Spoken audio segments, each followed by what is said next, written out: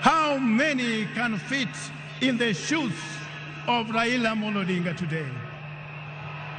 How many can fit in that shoes today as I speak?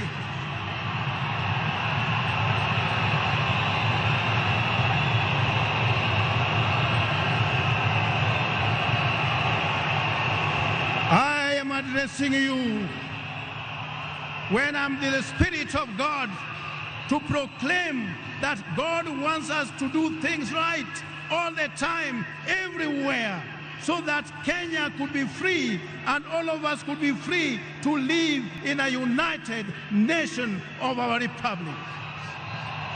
That was the wisdom that God had given him.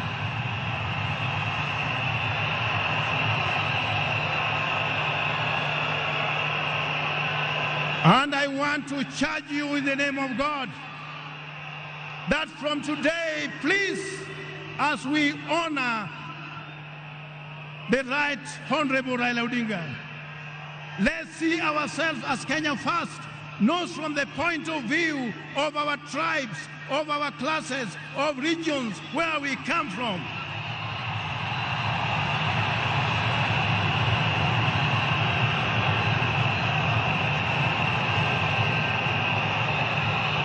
Kenya is too small to be subdivided into regions.